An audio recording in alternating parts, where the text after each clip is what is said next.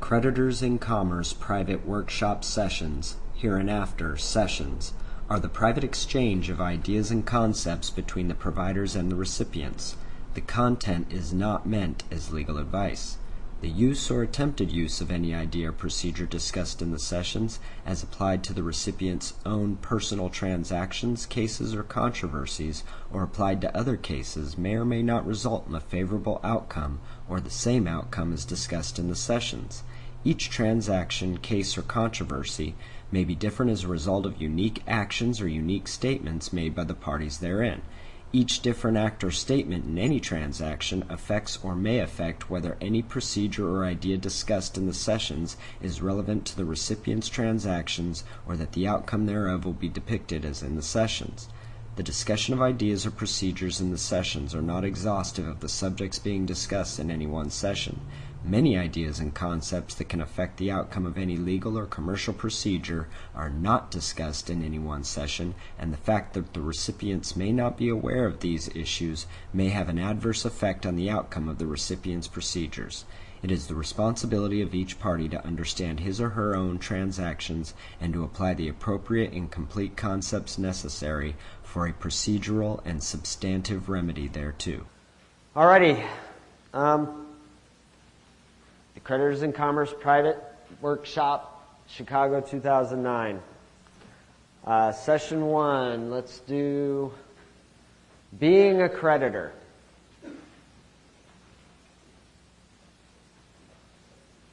What do we know about contract? Contract, I would say, governs modern commerce and relationships. Everything pretty much boils down to a contract. And even your presence here is a contract. You're here for a workshop. What is a workshop? Anyone know maybe a definition of workshop? This is one I got off of dictionary.com. An educational seminar, a series of meetings emphasizing interaction and exchange of information among a usually small number of participants. Small is a relative term. We can consider this a small number of participants. What is information?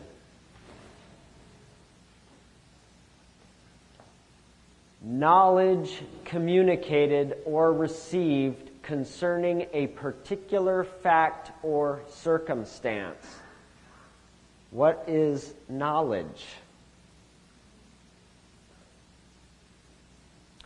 The fact or state of knowing, the perception of fact or truth, clear and certain mental apprehension.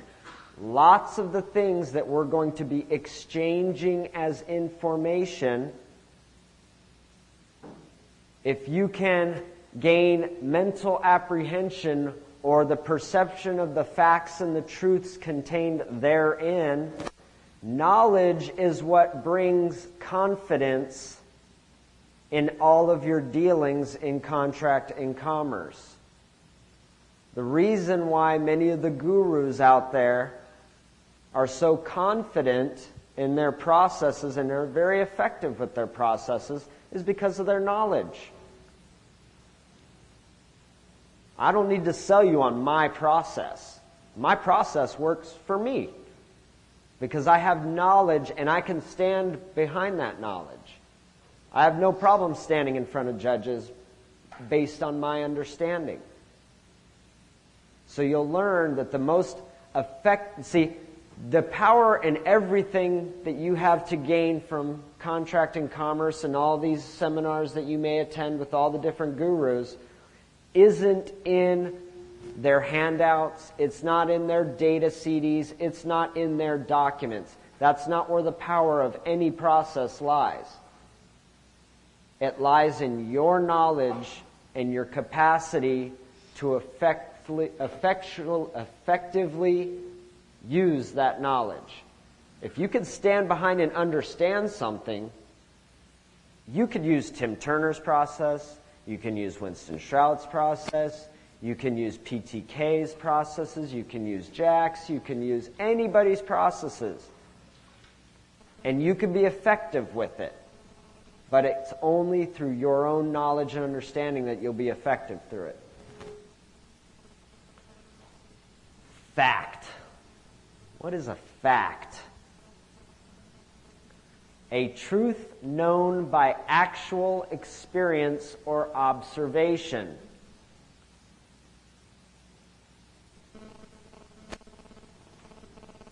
So it's a truth through experience.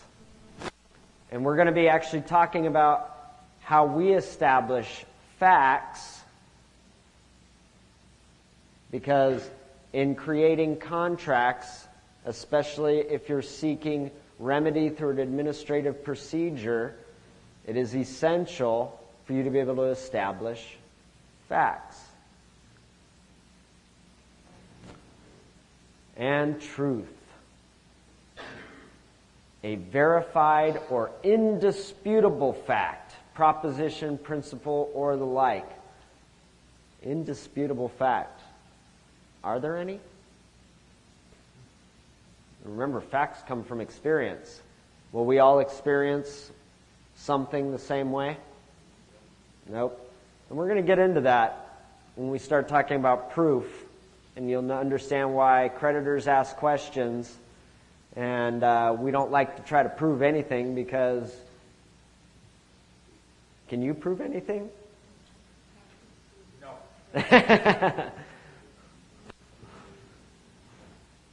All right, so here's the offer. You guys ready? Can we, the participants in this exchange of information, commit to creating, communicating, and integrating the knowledge, tools, behaviors, intentions, consciousness, awareness, and support necessary to effect a change for the benefit of all living souls? How many people are here strictly to learn how to deal with their problems? No, truthfully, it's okay. Okay? Mine first. Yours first. Okay. It's going to be very difficult for us to truly understand and be effective in this if our only focus is on the self. A true getting ahead of myself, I suppose.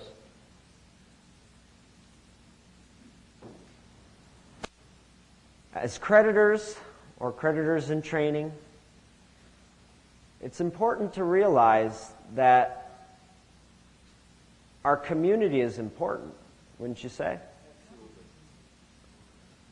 I think an interesting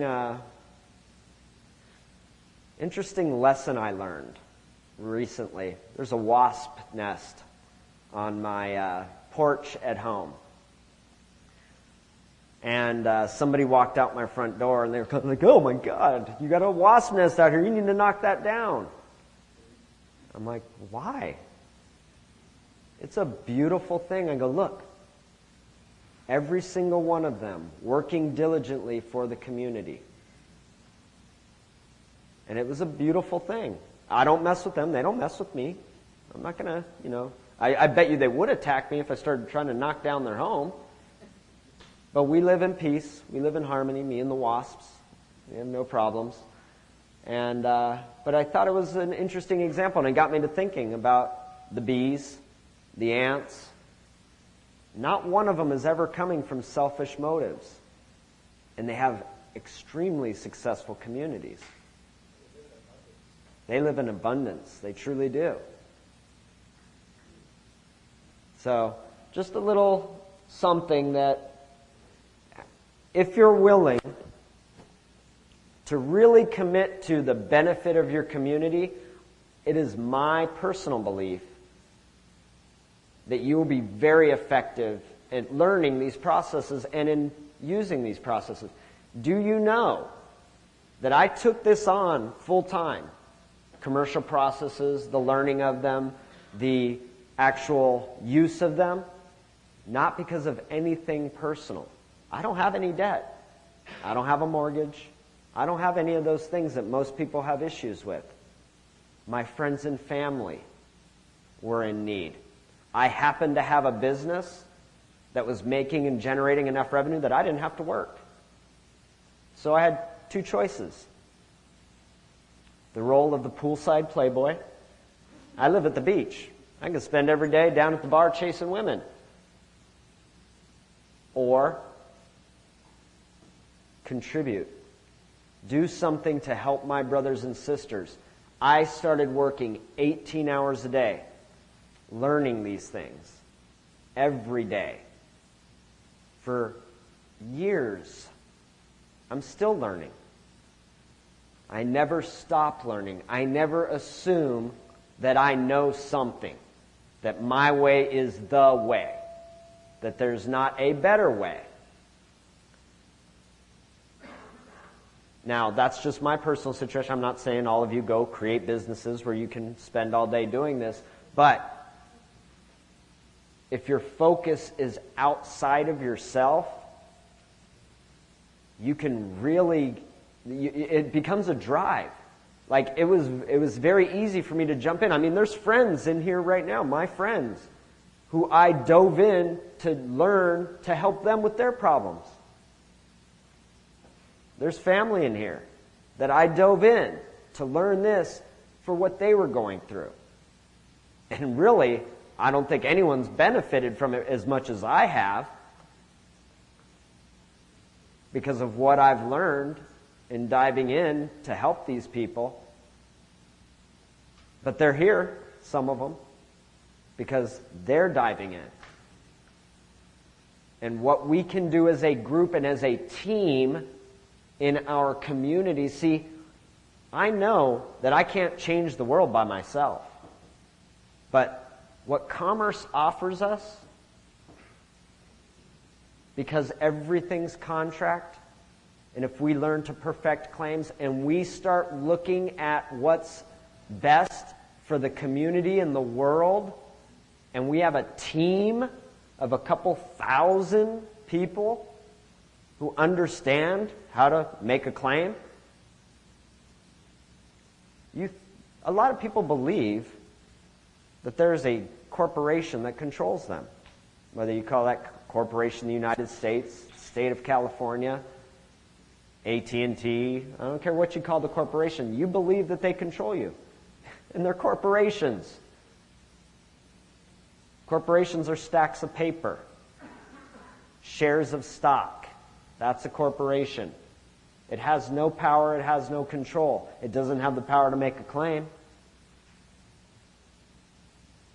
When we truly realize what we can do, we can... There's a lot of talk right now there's a lot of fear, right? About what's coming. Is it possible that our fear of something can manifest that which we fear? Right? If I fear that the economy is going to collapse, and so I stop spending my money, I stop interacting in commerce, I start pulling all my money out of the bank, what's that going to cause? A collapse of the economy, right? So, be careful. Be aware, be conscious that where we're at, the only reality is now. Prognosticating about the future,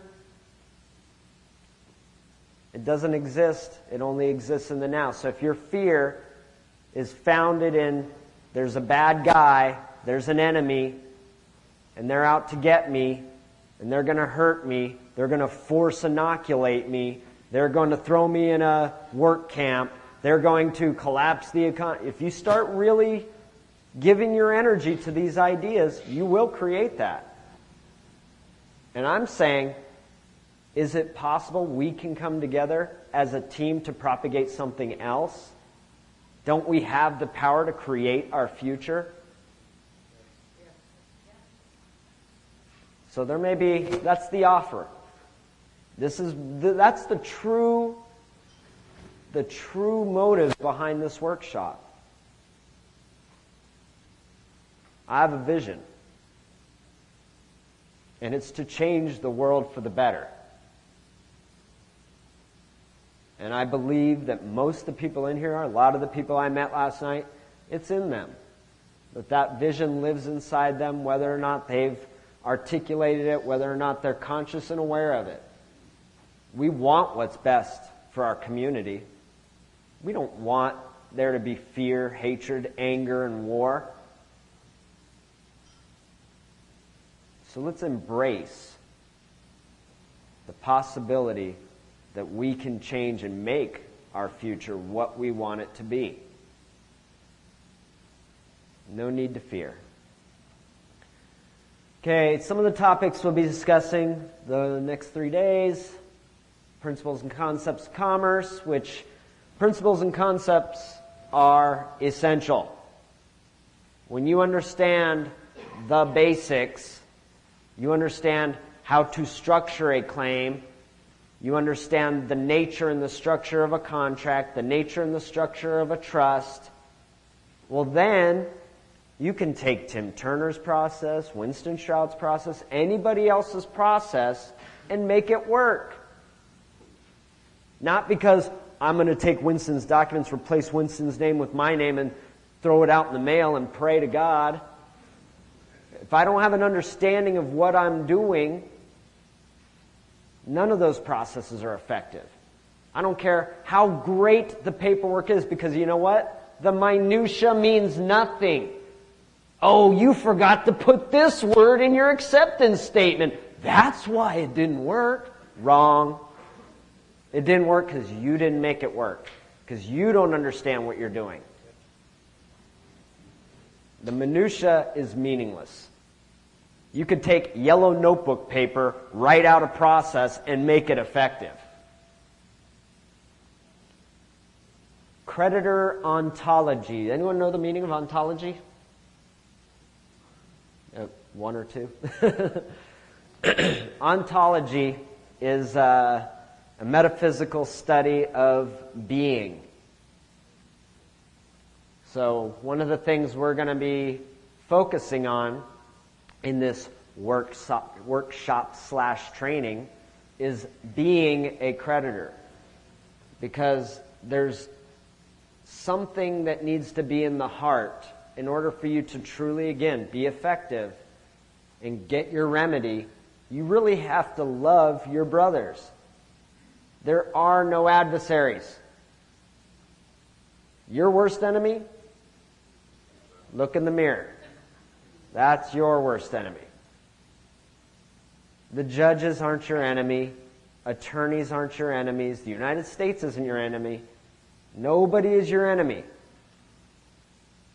And if you can embrace that and truly live it, not just act it, because your intention is very important. If you're not truly aligned with the principles of love, brotherly love, then you're not really going to probably be too effective and get too many remedies. Because there's a witness. And there's one witness that witnesses everything. And his law is very effective. So there's witness and law to everything you do. So we're going to work on that. We're actually going to be making that part of this training. Because it's a natural state for when somebody accuses you of something to be defensive. It's a natural reaction. The only way to get out of that is through training. How does Tiger Woods get good at golf? Not by pontificating about it. He doesn't sit and ponder on golfing, and that's how he gets good at it. So we're not going to just sit here and ponder the ideas of being a creditor. We're going to actually do exercises where you're going to be training to be a creditor. You're going to be learning that when somebody attacks me, it's not personal. I don't have to react. I don't have to defend. That's a choice.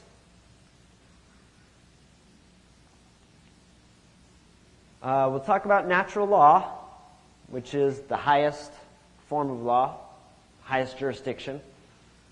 We'll discuss some topics around authority, contracts and trusts, claims and processes, liens, interests, titles, rights, creation of money I'll touch on a little bit, enforcement of claims, law, jurisdiction, and courts, and most important, practical exams, hearings and encounters.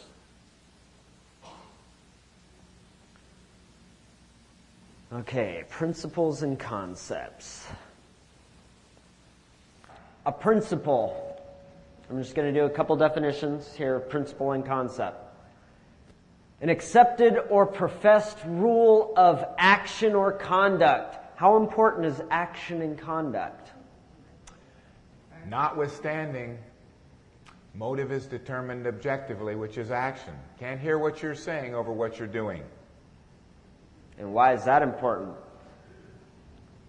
I can't hear what you're saying over what you're doing. How many times has somebody been in a commercial situation, whether in a court or somewhere else, where you're saying one thing and they don't seem to be taking any mind to or recognition of what you're saying? Because your actions and conducts are saying something else. 2, this is the second definition of principle, a fundamental, primary, or general law or truth from which others are derived. I like that. Concept. An idea of something formed by mentally combining all its characteristics or particulars. A construct. I think this is a very important principle. Who am I? Person or living soul? Well, we all know, I'm sure everyone in here knows the definition of person, right? Are you a person? Are y'all living souls? Anyone here not a living soul? No? No automatons? Robots? No? Okay. Okay. Let's look at the distinctions of a person and a living soul. Is a living soul a human being?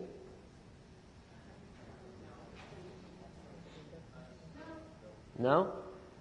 I would say a living soul may be in possession of a human being.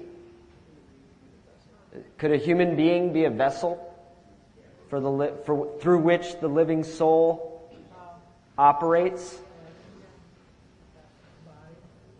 The body could be part of a human being, right? Human. It's interesting because people will try to make the distinction. I'm not a person, I'm a human being. Well, Black's Law took care of that in their most recent edition. Person. Human being. Corporation, and it's got their other definitions on there, but they wanted to make sure that you knew, because guess what? The human being isn't a living soul. You can confess to being a human being all day long. All that means is, oh, okay, I've got an animal in front of me. Webster's has an interesting definition of person: an actor's face mask. Well, that's where the word comes from. Correct. Yeah, an actor's face mask, the persona. That's actually the Greek word for that person is derived from. So the mask could be the body, couldn't it? Absolutely. If my kingdom is not of this earth, isn't my body of this earth? Is it not made of earth and water? It is so. So if my kingdom is not of this earth, could it be that my highest authority does not come from the person or the human being or the physical side of this world?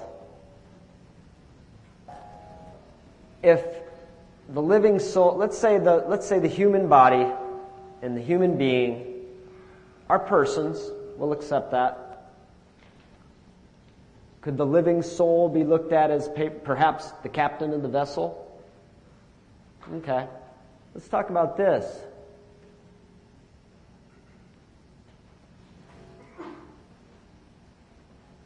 Who are you? My name? Or Ah. Can I get a mic? Where are my mic runners? They disappear?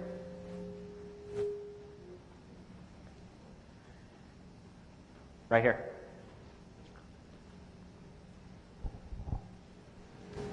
Just answering your question, who am I? Yeah, who are you? What would you like to know, my name or my identity? Who are you? Interesting name, identity. Who are you? Well, I can introduce myself.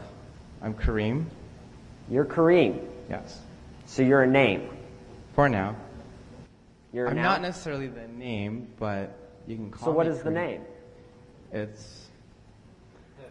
It's what my friends call me. I don't know. It's just a characteristic. But is it who you are? No. It's not. Well, what if I put it in upper and lower case? Is that you? No. What if I put it in all lowercase? Is that you? Nope. All uppercase? Doesn't really matter. Egyptian hieroglyphics? That could work. Just kidding. Okay, it's just a word. That's right. It's a title. So, I don't care if it's uppercase, lowercase, Egyptian hieroglyphics, Sanskrit. The name is the name you.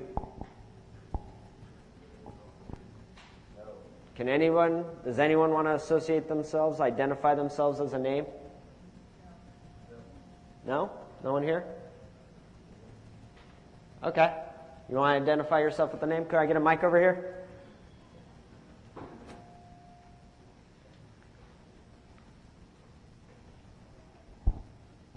My name is Courage. Okay, so is that who you are? Yeah. Your Courage. You're the name. You're the title? No. On the mic? No. Wait. Yeah. Which is it? Yeah or no? You're the name? You're Courage. Most of the time, yeah. Most of the time you're the name. Mm-hmm. Okay. Well, the idea. The idea.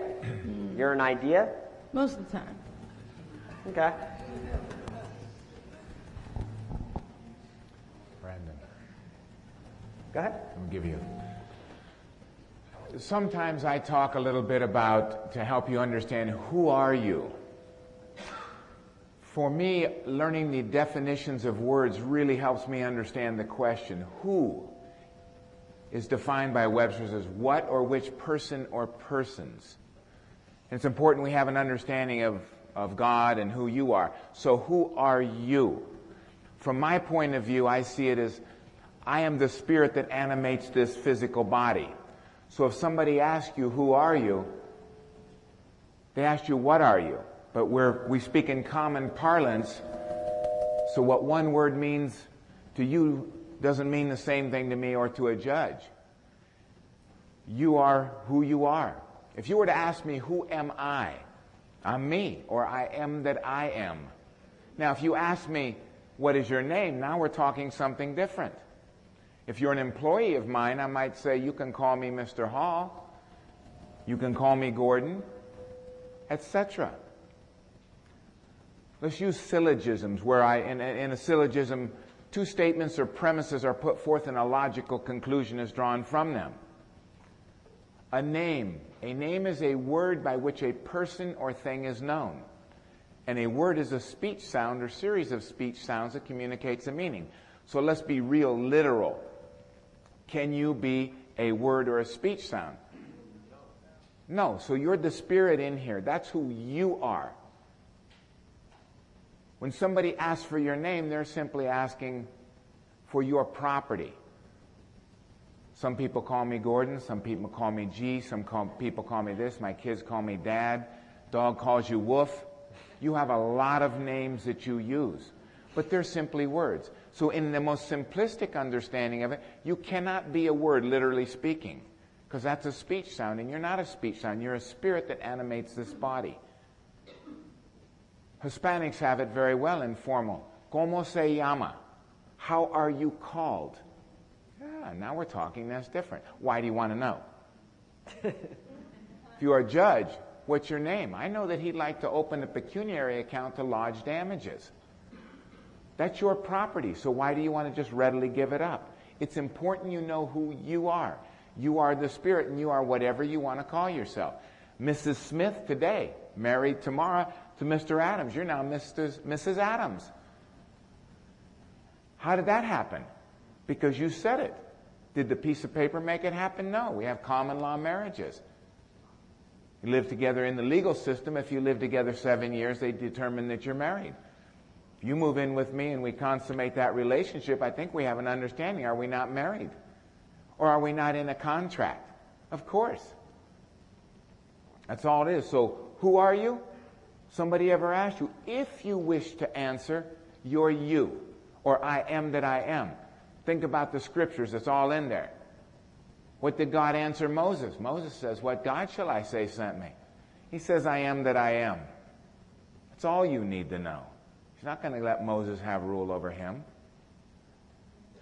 So now you know who you are, and names are simply words.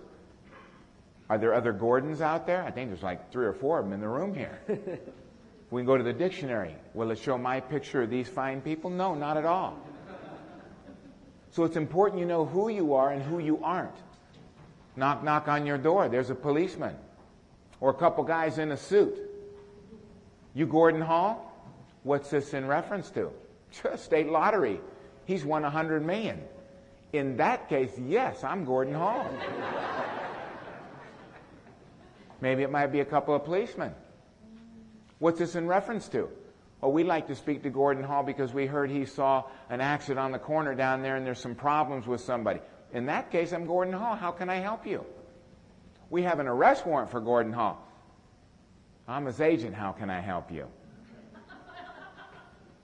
There's all sorts of things. You need to know who you are. Who you are is you. And that's the very foundation of much of what Brandon, Jack, etc. are going to teach you and show you. Now you know you are you. You got many names. The dog calls you Woof. Think about it. Woof, woof. What do you need, boy? Woof, woof. Fed? Out? Go to the bathroom? What? You talk to the animals. And they call your name over and over again.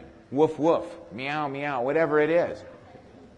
You drive down the street, all the other neighbor dogs are screaming your name. You don't even look at them. Because you have that relationship between you and your dog. And you see, I'm being a little facetious, but you can understand. A stranger comes up to you and asks you, Brandon Adams? What is this reference to?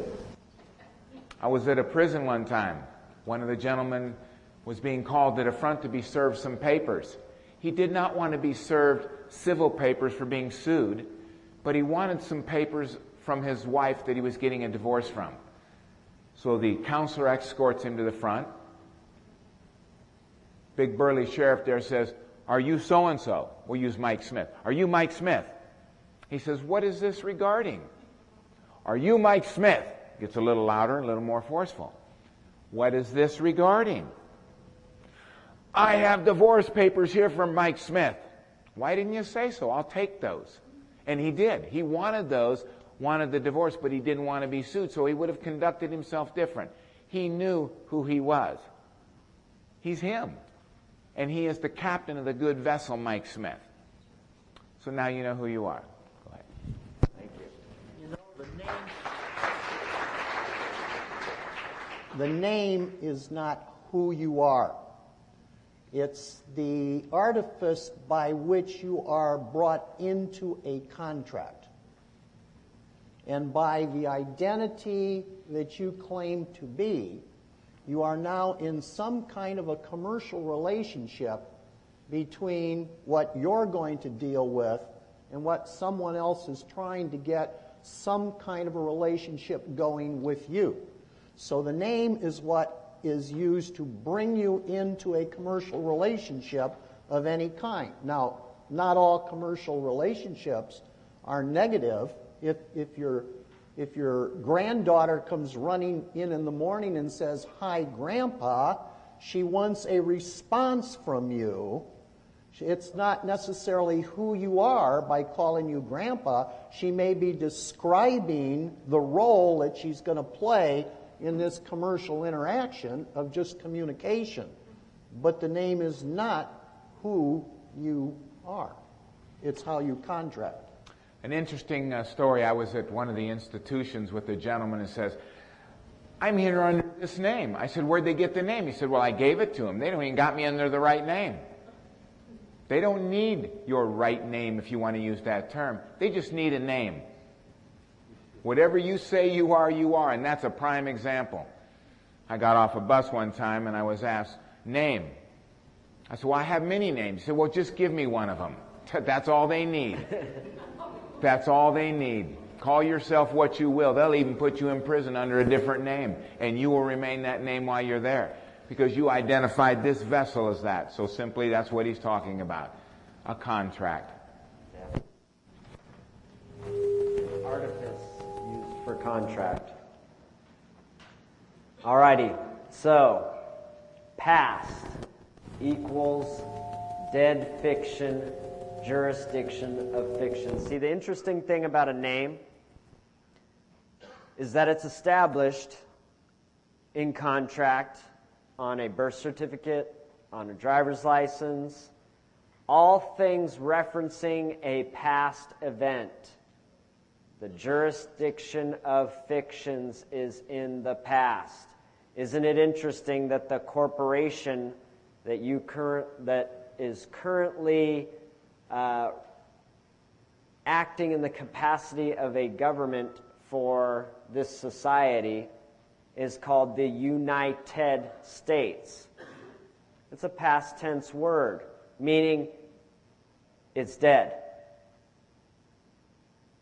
Isn't it interesting that at one time it was known as the Union? A living thing in the now and in the present.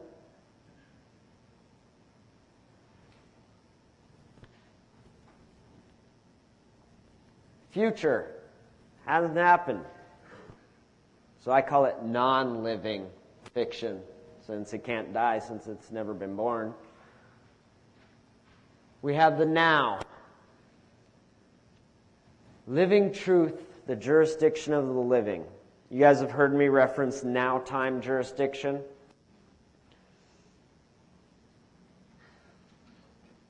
And only names. See, names, just like Jack said, an artifice for contracting, because it's based on past and future. If I'm going to be interacting with you in commerce, I'm establishing it on something of the past or basing it on something in the future, right? Isn't a contract, there's going to be some kind of performance to be had? So contract in commerce kind of puts you outside of now time jurisdiction. There is a living law, natural law, your covenant with your God, that could be a living law, because it's in your conduct and in your actions. There is no names basing it on the past or basing it on the future. It's something that you're living in. Most of you live under your own beliefs. You conduct yourself morally, ethically, based on a living covenant. Not everyone has the same living covenant. Some people, their covenant is not to pollute their body, so they don't drink alcohol, they don't smoke cigarettes, some of them don't eat sugar. Some of them don't eat processed foods. That's part of their living law. Their living covenant, that is a now time jurisdiction kind of law. They're living it. It's interesting. I've never come across any statute that didn't have past tense and future tense in it. When is it effective? So somebody shall do this when?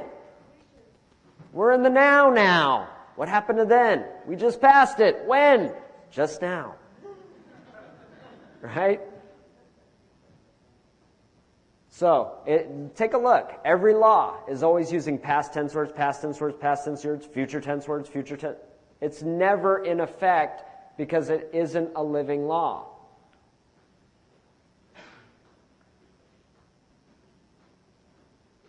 Why do I defend, or can I defend? So we've talked about who am I. So someone comes at you with allegations and accusations, and a lot of people's instant reaction is to defend.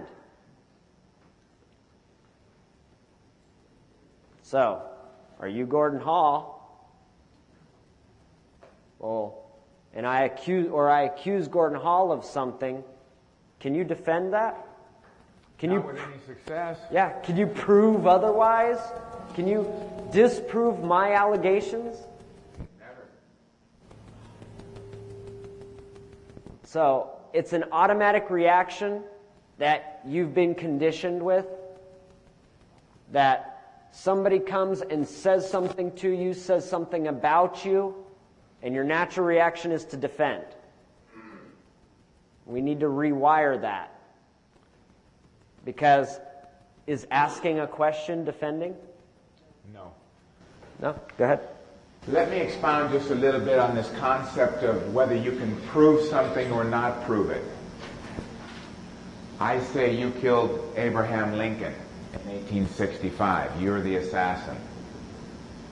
And Josh over here might say, I'm too young to have done that. You look young for your age.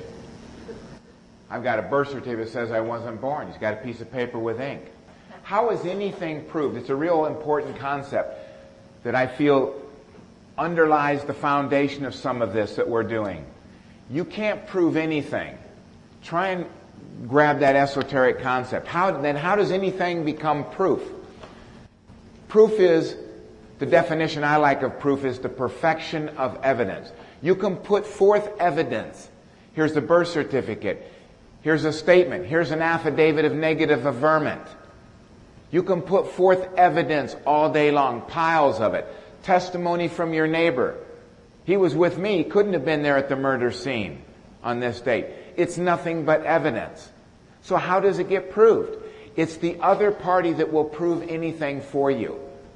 That's the important part when you continue to be in harmony with your brother. Under what we talked about, 4 doors of accepting any commercial offer. A straight acceptance, a conditional acceptance, silence, or argue. It's important you know that in arguing you make statements, you explain, you justify. So if you know that and you don't want to be a debtor, i.e. you go through silence or arguing, then you have to be in honor as a creditor. What is a creditor? I want to be a creditor, you say. One who is owed a debt by another person who is a debtor. That's what a creditor is. I looked into the etymology of it. Yes.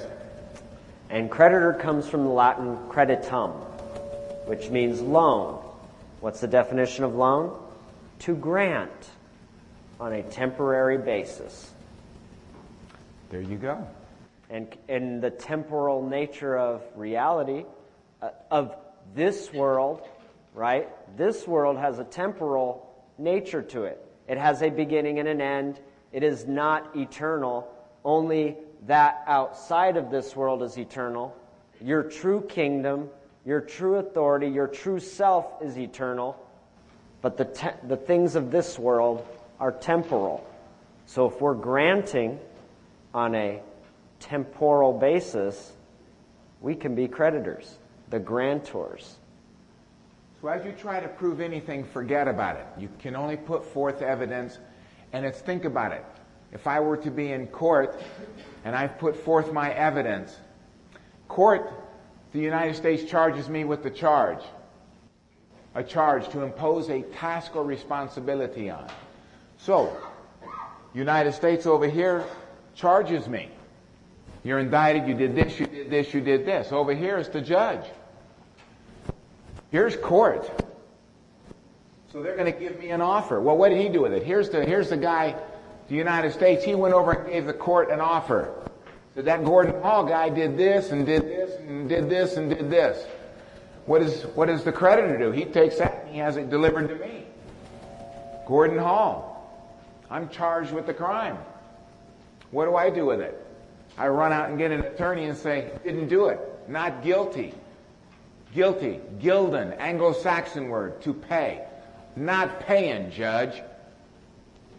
What are you going to do with that? 4 doors. Am I going to accept it? No, I don't think so. Not going to go silent. Not going to argue. So I got to conditionally accept it. So how am I going to do that? Well, I'd be happy to do it, blah, blah, on this basis.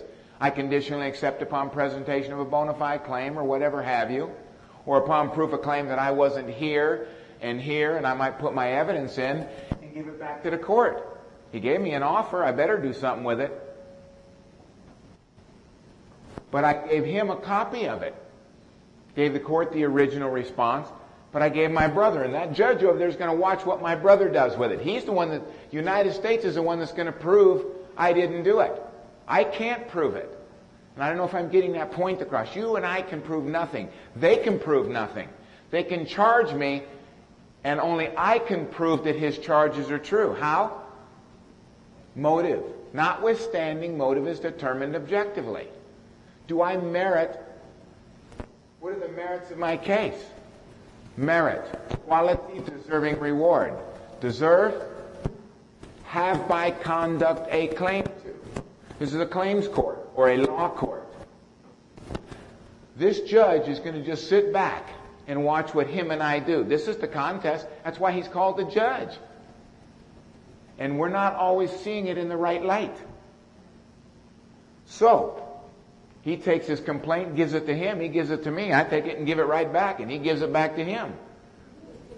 I actually gave him my response, but the court has it, and the court now, he wants to see what Mr. United States is going to do with it. And what are they going to do? They're going to confess and avoid. I had an instance where I attempted to get out of prison one time, and I made an agreement, did my administrative procedure with the warden. I'm entitled to discharge together with my private property forthwith, immediately, at once. And I filed that in with the judge or the federal district court. What do you think the court did with it? They gave it to the government. Said, what are you going to do? Why don't you answer whether this man did his administrative procedures correctly or deal with the merits of his claim? Choose one and one only. And what did the government do? They jumped on the administrative procedures. He didn't do the Federal Bureau of Prisons administrative procedures. Is that true or false? It was true. I used my own administrative procedures. Now, at that time, I had a friend that was very bright, spoke many languages, international attorney, great guy. He said, let me help you with it. And we put together the world's best 10-page argument you ever saw. It truly was good. You can't beat that argument. It got turned, we gave it back to the court. They looked at it and says, the magistrate says, I don't agree with this, blah, blah, blah. Denied. I put in an objection. Got kicked upstairs to the judge.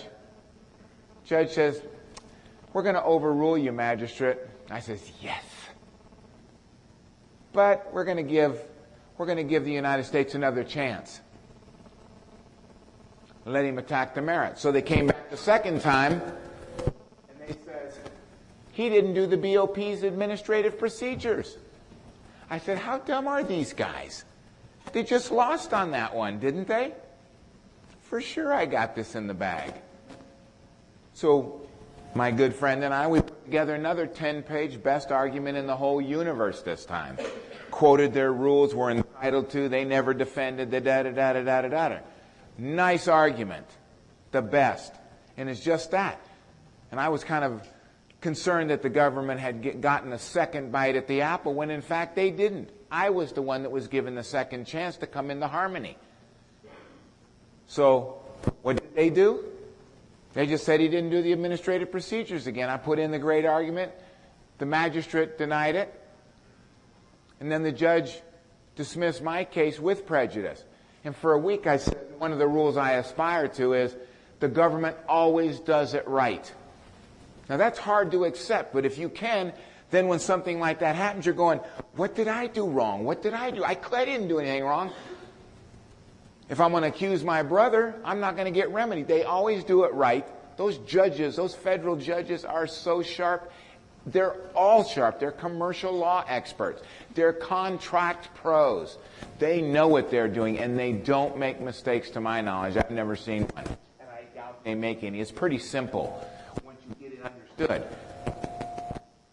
And I realized at the end of it, like a week later, when they came back and said I had not done the BOP's administrative procedures, so true. So what? What'd that have to do with anything? They used a real simple concept in law called confess and avoid.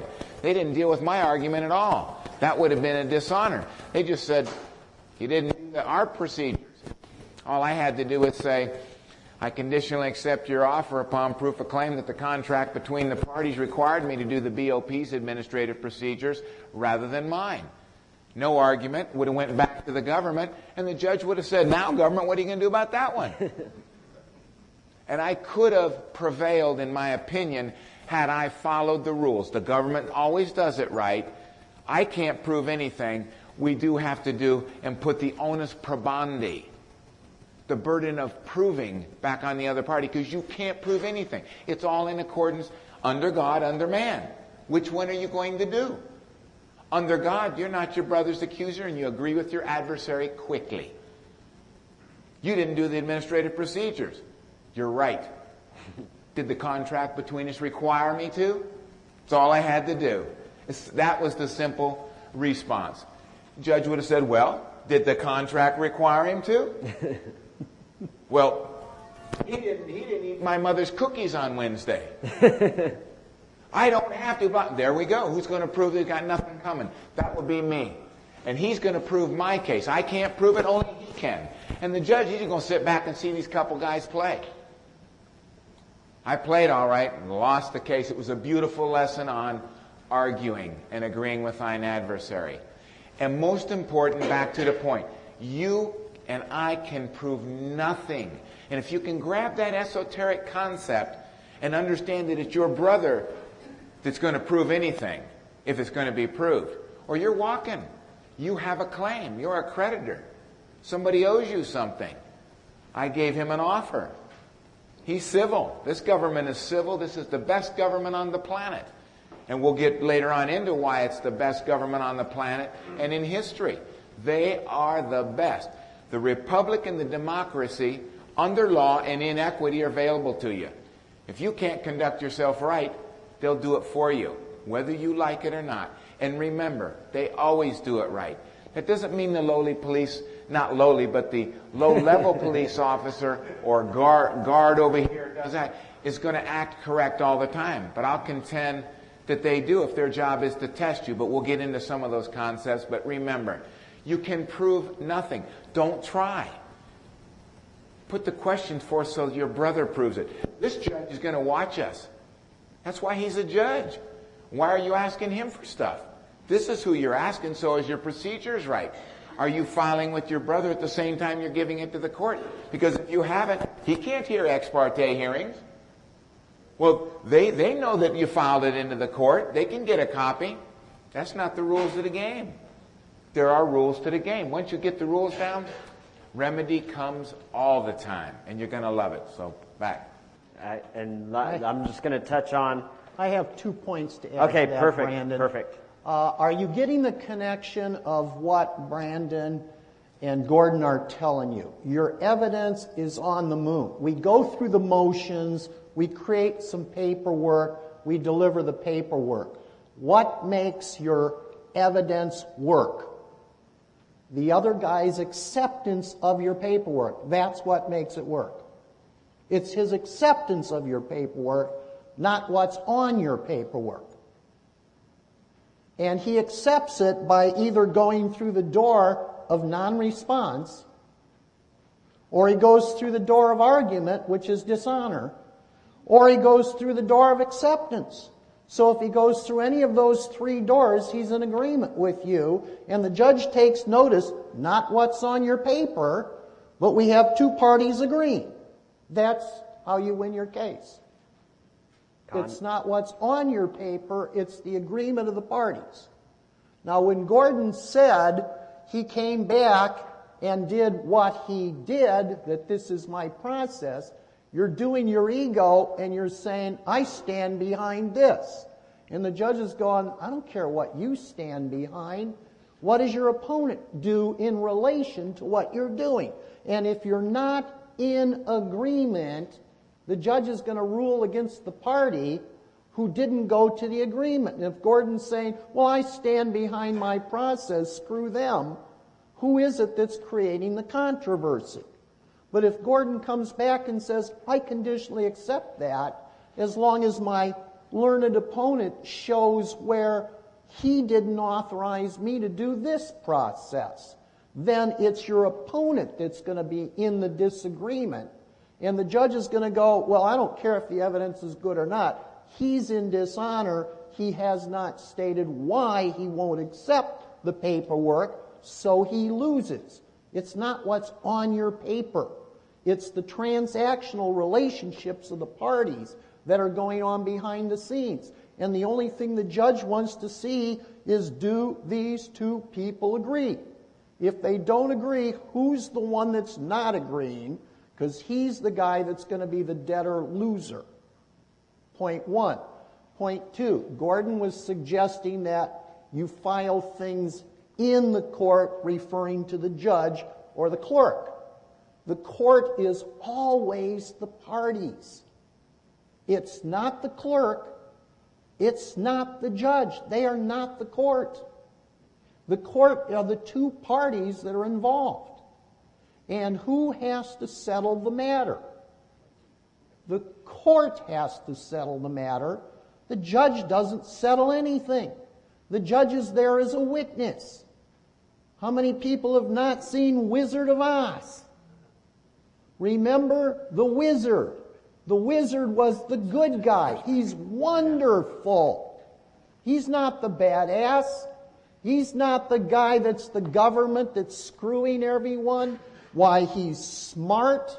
He knows it all. He's wonderful. He will solve your problem. Didn't Dorothy go there in order to get a problem solved? Didn't she take the entourage with her in the land of Oz, which was the lion, the scarecrow, and the Tin Man?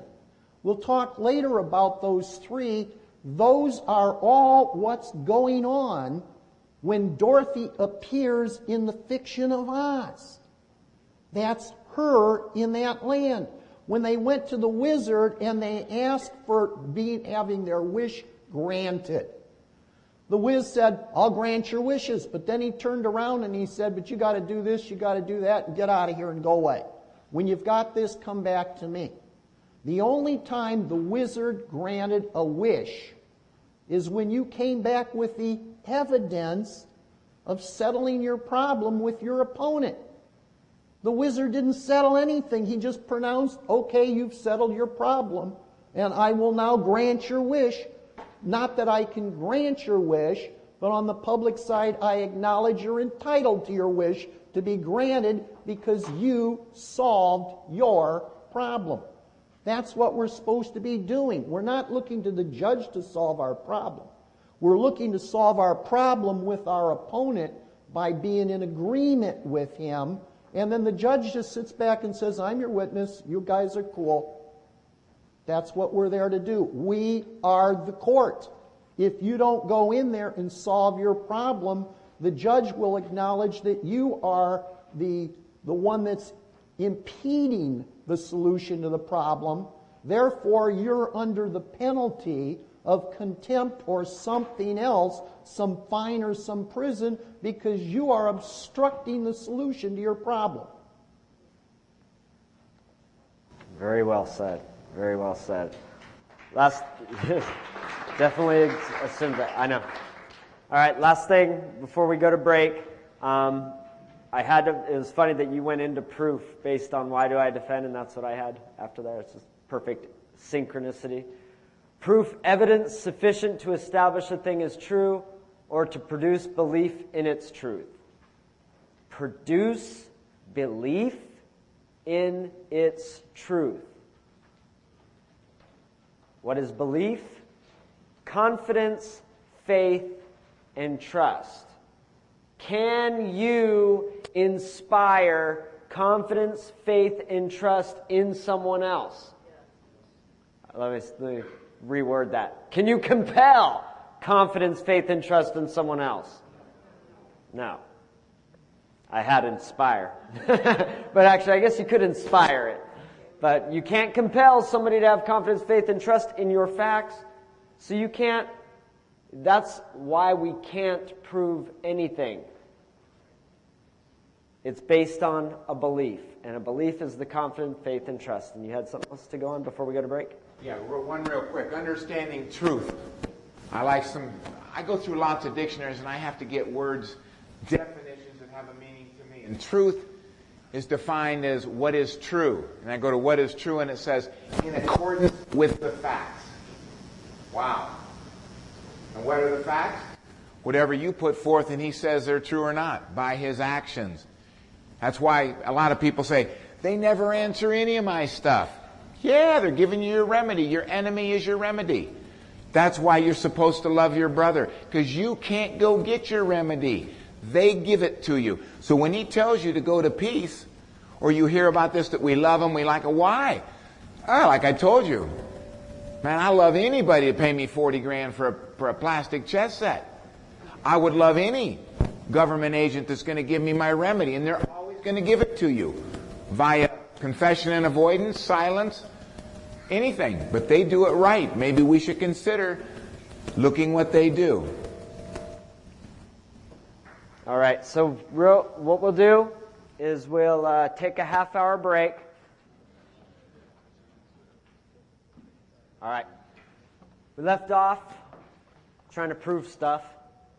Found out we couldn't. So I think another interesting principle and concept, or did I say interesting? Very important principle and concept is taking a position. Who makes statements? Okay. Taking a position, if you take a position, what does that automatically create? A counterposition. You've created an adversary by taking a position. If you make a statement, is that taking a position? Even making a statement in the form of answering a question. Right? Are you Brandon Adams? Yes. I just took a position that I'm Brandon Adams. Am I Brandon Adams? No. Brandon Adams is a word, is a name, is a fiction, is something in the past, it's dead. But I took a position on it, and it's hard to bring solutions and resolutions when you create positions. So what is it that we say creditors do rather than make statements? You guys saw my breakdown of asking, right? Asking is the proper noun form of to ask. To ask is an adverb verb fiction, so it's not real. But the noun asking, interesting word, as king. What's the word as mean? In the capacity of. In the capacity of king. What's a king? A sovereign. So if I'm as king, I'm in the capacity of the sovereign. Can we see why asking questions may be so powerful and so important if we truly want to be creditors and bring resolution and solution? Asking a question, do you create a position? Do you take a position when you ask a question? No. Are you asserting a belief when you ask a question? Possibly. Okay. Because if you're really good at asking the questions, you can lead a path. But you're not asserting your own belief. No. Right. You know that's asking questions can bring out somebody else's position, and thereby bring you their belief. It's a very effective tool. Not just asking questions to be asking questions, but when you become knowledgeable, again, one of the most important things, let's understand this in a holistic sense, all the aspects of contract, of trust, because that's going to lead you to being able to ask very powerful questions. Is this your signature? Is there a defect in that instrument? Confession and avoidance. I just confessed that's my signature. What is confession and avoidance? Do you remember the definition, Gordon? Well, something along the lines of confessing what the accusation or facts were, but then bringing up some other fact that obviates or takes away the legal force of what was proposed. That gentleman I gave you about at a prison. Are you John Smith? What is this regarding? He just admitted he's John Smith by not denying it, anything else, but he brought something else up. Just like what the government did with me when I put in and said, I'm entitled to discharge together with my private property. They said, they confessed all of the contract and said, but you didn't do the Federal Bureau of Prisons administrative procedures. Had nothing to do with it. They could have said, he didn't eat my mother's cookies on Wednesday, which is a true statement, and I didn't do the administrative procedures. They confess and avoid. There is no arguing with them. They're good. Do not underestimate this wonderful government and these people. They know their business.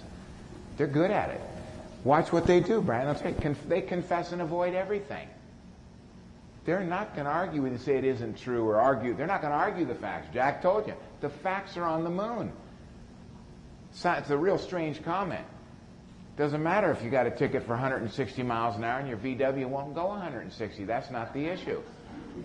It really isn't. It's a really neat, a buddy of mine at one of the prisons said, I saw this movie once, and he caught just a little excerpt of it, and it was thus. The king's men are beating on the castle door. Servant comes down. The lieutenant says, we found the body of a dead peasant girl on the property. Where's your master? He goes and gets the master. The master comes down, put on the coat, opens the door. The lieutenant says, we found the body of a dead peasant girl on your property. And in that movie, the response was so good. The response is thus. So, Lieutenant, tell me, were your men poaching or trespassing when they found the body of the dead peasant girl? And in the movie, the lieutenant and the king's men beat it out. There's a simple confession and avoidance. The issue is not the body on the property. What are you doing on private property? So confession and avoidance is like such a tool. And once you learn it and understand how it works, you see they use it all the time. That isn't even what it's about. Throw that argument up. They're just confessing and avoiding. Once you learn it, there's just a few basic principles that'll make you masters at staying safe in this war zone out here. There's a mixed war going on. And the only kind of war we can deal with, ladies and gentlemen, is with the pen in our mouth, because they got aircraft carriers, nuclear weapons, and armies. You're so outclassed and outgunned on a physical, why would you do that? Under God or under man? Under God, God tells you. Agree with your adversary. He'll tell you. Accept or conditional accept. That's the only agreement you can do, ladies and gentlemen. Policeman tells you, I'm going to arrest your ass. I conditionally accept upon prepayment of $1 million United States dollars, plus $100,000 for every anticipated hour of detainment. Well, that isn't going to work. Want to bet? You haven't tried it enough and been courteous and respectful to these fine public servants. And I'm not kidding you when I say fine public servants. Oh, they're just bureaucrats. Yeah, read what a bureaucrat means. Thank goodness they go by rote. They've been trained. They need jurisdiction. They need you to argue. And when you do, they got you. And you may find yourself body slammed because you don't understand the correct door to go through. I had one of my clients, he says, man, I did everything right. And they kicked my feet out from under me. He's a 60-year-old doctor. I says, well, let's see what you did. You said they always do it right, Gordon. I said, I think they do. I said, tell me about it. He said, well, I'm standing at McDonald's, and all of a sudden I've got these officers, and they said, put the cup of coffee down. Well, first they asked who he was, or they actually said, are you so-and-so? Which wasn't him. They did it so you know, somebody comes up and said, they did it to me before. They said, Mike Smith? And the guy goes, no, Gordon Hall. That's a way, it's just a nice trick to get you to admit who you are. Excuse me, are you Sam? No, I'm Jim. That's all I needed. Just give me that name. Give me a name. Put that cut. It says, "Are you Bruce? What's this regarding?" He got that part right.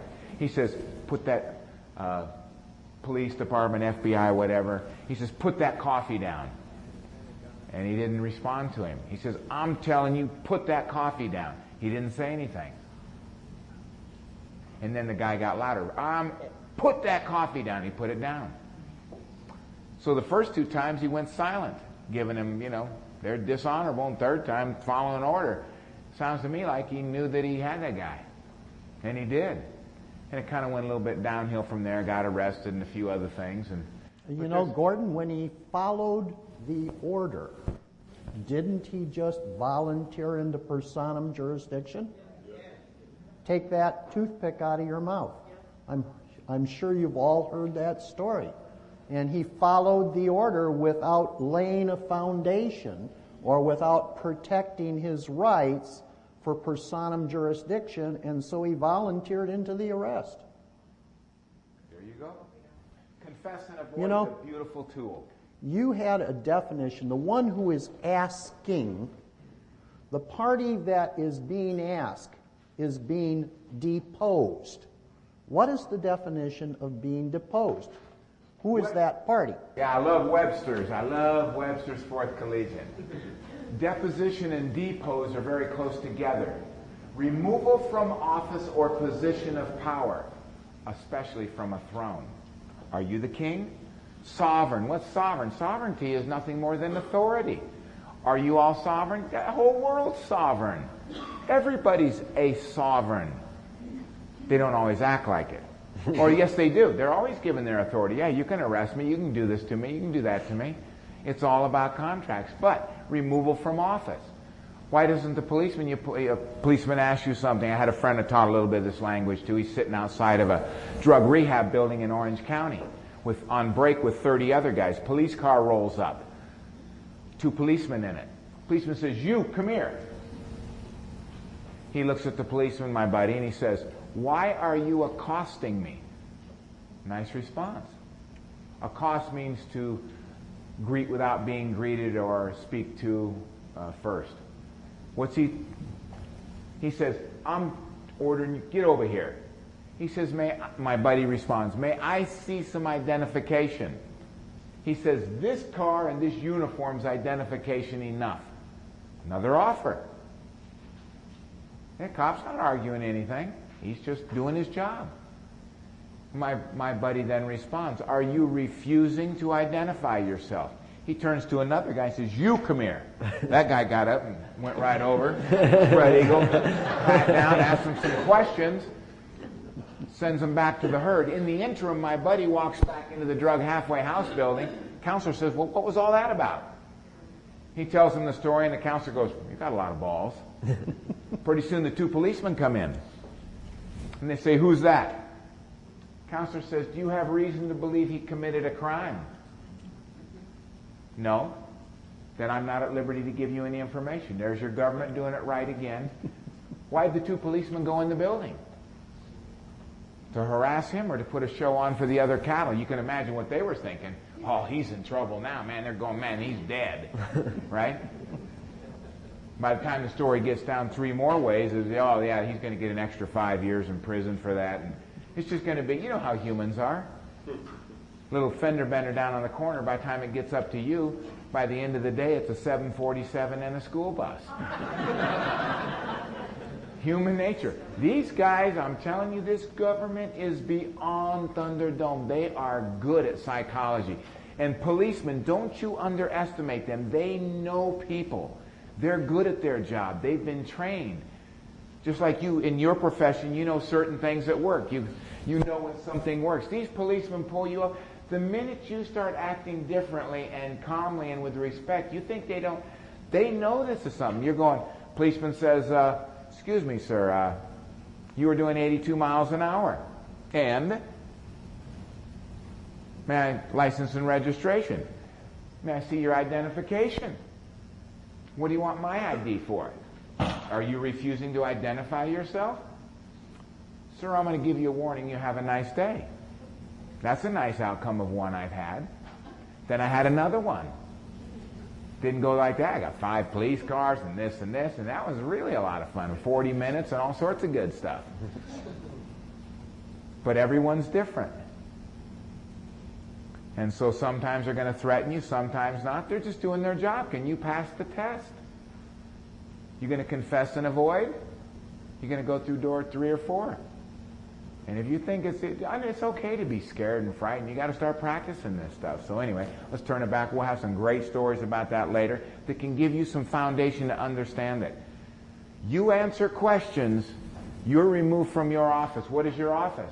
King. As sovereign, as king. That's right. When you ask the law enforcement officer to identify himself, he's in a catch-22. If he identifies himself, he has just been deposed. And he's no longer an officer that can give you a ticket. You see what you're doing? They're not going to show you some picture ID, but they're required to.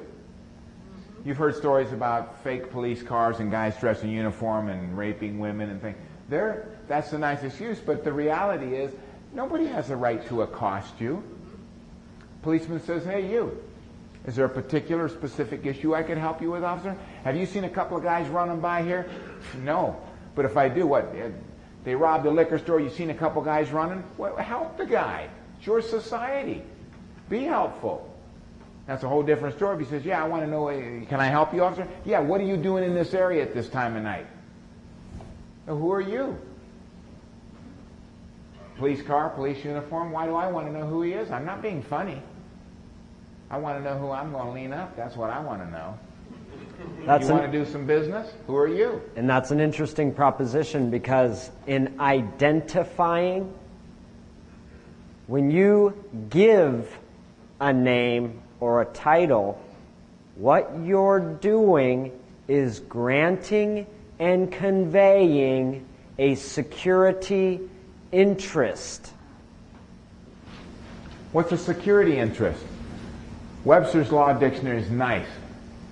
A lien on personal property created by an agreement. He just wants the name that identifies the body. The policeman doesn't want to show you ID. Because he'd be granting and conveying a security interest. What is identified defined? I love definitions.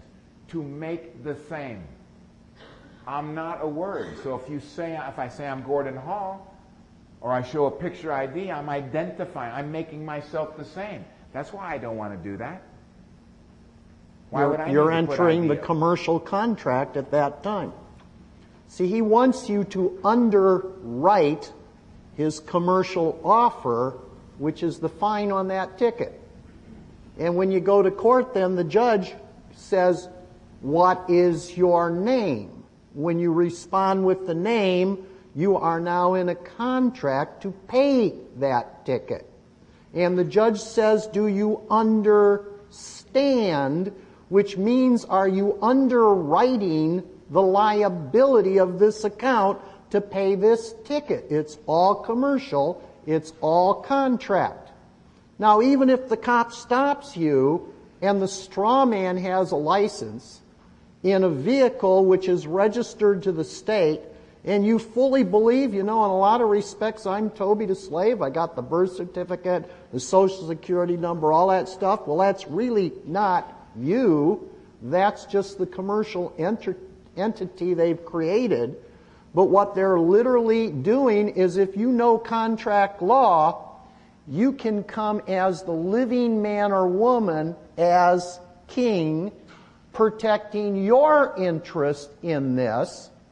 Because if you work for General Motors and you're out on the road delivering parts for General Motors, and somebody stops you and wants to get involved in some commerce, maybe if you're just the agent or the employee of General Motors, you're going, well, who cares? General Motors is going to pay this fine. But if they come up to you and they start dealing with you in a personal capacity, what are you going to say? Well, I'm a General Motors employee, I can't protect myself? Or are you going to say, well, wait a minute, these guys are charging me with something, or at least my straw man, from a living man or woman capacity, I can play that role if I choose as king, and I can continue in that role, not join into their commercial offer in personam, and protect my interest. So according to Shakespeare, we're all players in a play. The key issue is, which role do you want to play and who are you protecting? The whole world is a stage, and all the men and women merely players. Merely? Nothing but, nothing more than, only. That's what merely means. Might go into court. I'm here as Gordon Hall, intervener, or merely as Gordon Hall, intervener. Not Gordon Hall, defendant. Not Gordon Hall, attorney. Intervener. Judge knows what I just said. I made him an offer. I'm just here to protect my own interests as a third party coming into a suit or action. He knows exactly what you said. Do you know what you said? And do you know how to hold your claim? So, if you're the employee of a company and you were doing your job, isn't the company going to protect your interest? Aren't you immune by just doing your job? How many times have you gone out and tried to sue a government official and they dismissed the claim because they said they were just doing their job? Isn't your straw man a corporation? So if you're just doing your job for that corporation, you're immune. And you got to understand how to play that role. But if you actually come in and grant personam jurisdiction, so that you're personally involved, not in the role of employee of your straw man corporation, but you let them attach it to you personally, then that's when you're going to go to prison. Because you've got a personam jurisdiction. You played a role where you underwrote a corporation outside of your employee capacity, and you came into personal liability. That's what you got to understand. Under God, under man. And God told you in the Bible, Proverbs 11:15, he that is surety for a stranger shall smart for it, and he that hateth suretyship is sure. What does sure mean?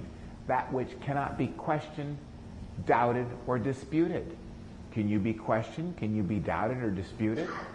Assert. A maxim in law, he who fails to assert his rights has none. Assert, to state positively with great confidence, but with no objective proof. Are you waving your UCCs around and your evidence of birth and this and that? No. It's all whether you merit a reward, ladies and gentlemen. You're going to have to learn this stuff. And it's not that difficult. Don't think it's some insurmountable deal. It's a few principles he's going to teach you. This is just as simple as learning any other game like chess. Yes, there's a lot of moving pieces, but they're reasonably, something you all can learn. And this stuff you all can learn. Ignorance of law excuses no one, or is no excuse. That's a couple maxims. What's another word for law? We said contract. I could understand, I can't know 60 million laws. That's right, you can't. It's hard, if not impossible. But do you believe I should be held accountable to my agreement? I agreed to be here. You paid money to come and hear three people. If he didn't come, or I didn't come, did we violate our agreement with you? You came to hear, that's what you contracted for. And believe it or not, you could, if one of us wasn't here, if you wanted to, you could sue and prevail quite easily. You paid for something, you didn't get it. In this whole game of life, it's said out of 1906 set of law books I read once. It's just great stuff. And the one quote I got that sticks with me is, almost the whole procedure of human life implies, or rather is, the continual fulfillment of contracts. That's the game. It's contracts. Contracts law. Every time you see the word law, substitute contract. It'll really help your understanding of this game. And it's attainable, reasonably attainable in a short enough horizon. You don't need years and years. Some real dedication over 2, 3, 4 months, maybe 6 months, and you're going to become extremely proficient at understanding this game. Way proficient. And just like I talked to a young lady here earlier this morning, we were talking about her husband who doesn't have a birth certificate out of Australia. So travel's difficult. I said, well, gee whiz, let's just apply the principles. Let's put a little affidavit together and use a notary. Notary's a deputy clerk of the Superior Court. Let's have the court rule for us, do some stuff, and then go in there and enforce it and get some ID so we can travel. Unless you felt strong enough to enforce your claim without travel documents. The question is, who are you to say I can come in here or come not in there? I'm not telling you to do this. Don't do anything until you understand how to do it. And don't believe Jack, don't believe Gordon, don't believe Brandon. You have to get your own belief in it. Because your paperwork's not going to save you, in my opinion. It will help. And that's all it will do. Whether you merit your reward, your remedy, whatever, until you get your mind wrapped around the principles, and not a lot of them that you have to get your mind wrapped around. As king, you're unassailable. And God tells you how to do it. Don't be a surety. That's what Jack just told you it was. You enter into a contract. You're not Gordon Hall, you're not Tammy Smith, you're not Courage. That's just a word. And I'm not a word. And I don't live in California, and I don't live in the United States. Because live is defined as the mental and physical experiences of an individual. So where do I live? In the confines of this skin. Within this vehicle. That's where I live. Because when this vehicle's gone or dies, I believe that I, the spirit inside this body that animates this vehicle, is going someplace and not into oblivion and non-existence. So it's real easy for me to accept the Christian thought of God, the Eternal Father, His Son, Jesus Christ, who died for me, etc., including but not limited to the Holy Ghost. That small, still voice that will help you all along the way. Back to you, Brandon. Okay. That's actually an interesting segue I think I can work with. This was totally planned. Yeah.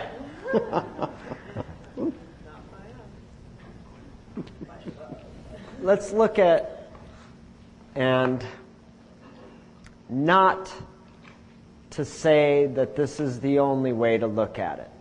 I realize there are many beliefs, there are many religions, and whatnot. I'm going to address one that in my own opinion, the covenant that is laid out within Western religion, in the way that I look at it, it demonstrates a traversal from being one with God and your traversal down through it. When you look at the Ten Commandments, the first 5 don't really go with the last 5. Last 5 are almost like statute. Don't do this, don't do this, don't do this. But let's look at the first, well, we'll look at all 10. But the first one, anyone know the first commandment? Love the Lord thy God. Thou shalt have no other gods before me. Correct. Right? Thou shalt, and interesting, we were talking about living law, the now time jurisdiction. Look up shout. It's the present tense of shall. It's a living law. Now they statutorized it when they chiseled it in stone, but it was still a living law. So thou shalt not have any other gods before me. Interesting, me. As in I.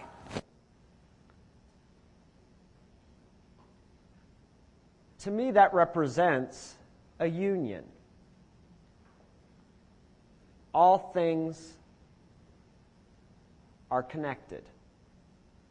All things are connected through their source. Are they not? If there's a creator and you are created, are you not a part of the creator? So if thou shalt have no other gods before me,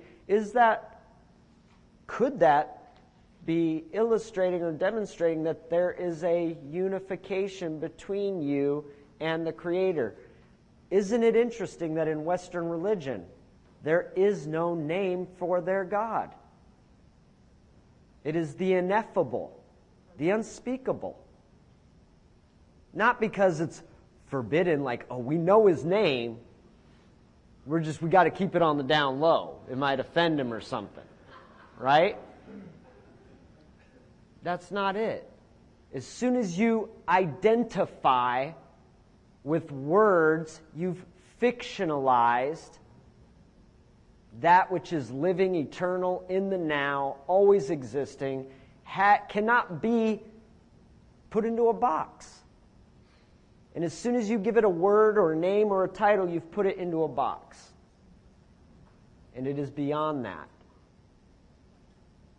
And I think it was interesting, I think in the New Testament, didn't Jesus say something along the lines of, the Father and I are one, or I and the Father are one? Was Jesus unique? Was he not giving a message from everyone's point of view? That we were all one with the Father. And that the kingdom of heaven is attainable for all. For all, for what? It says in purpose. That's what he was saying. He's one with the Father in purposes from my point of view. So. Okay. So you don't see them... You can be one with the Father too, simply be in harmony with his purpose.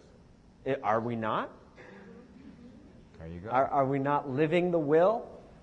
So... We talked this morning, too, about we are not the name, and neither is he. Exactly. And we also talked about the fact that the only reason you have a name is so that you can enter into a commercial contract. And remember, the Garden of Eden was a commercial-free zone. We were not created in commerce. Man achieved commerce by the great and glorious act of defying his Creator. And in the last book of Scripture, in Revelation, the concept is to return to a commercial-free zone in which there is no commerce. And we don't need a name to conduct commerce. We're doing it for each other out of love. So when you get into the second commandment, it immediately starts talking about do not take his name in vain, because you are attempting to compel him into commerce as though you had his authority to do that, and unless he gives it to you, then you are stealing from God. You've now traversed. I look at the first 5 commandments as a traversal. So we were at one with God in a commercial-free zone when there were no other gods before me, right? When we recognize that there are no other gods, that we are one, we are in unification, and then we traverse, taking name in vain. What have we done? We've created commerce. What's the third? Remember the Sabbath. The Sabbath. If you're going to play that game of commerce, at least take one day out of the week and be at one, right? Go commerce free on that day. Go commerce free. Don't toil. Right. It's like, okay, fine, you guys can go play your commercial game, but at least connect once a week. That's all I ask. That's all I ask. Okay, what's number 4? Honor. You're going to be in commerce.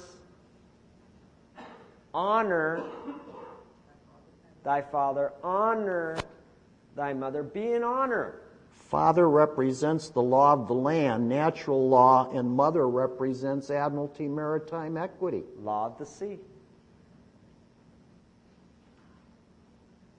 And what's the fifth? Don't kill. Oh, did I skip Don't one? commit murder. Is that the fifth? Thou shalt not kill. So after honor thy father, okay, so it's only the top four? Yeah, there's one missing.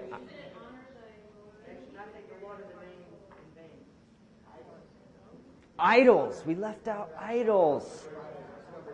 Idols is number 2, and that's when the traversal happens. Okay. I was like, wait a minute, we missed one, because I know the top 5 were the traversal. Okay, so idols. This is actually a good one, because what is a name? Thou shalt not make idols of anything that is in heaven or on earth or in the sea. Is the body earth and sea? What is a graven image?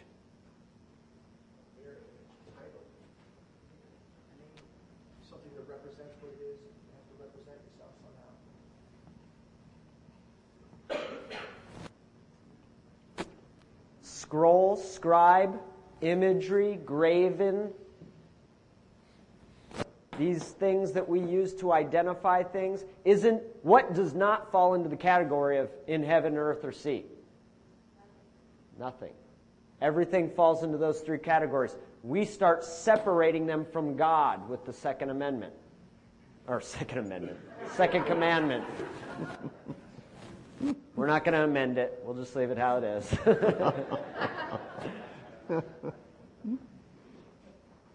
So, and then the last 5 are basically the statutes. Okay, you're in commerce. You're going to be in honor.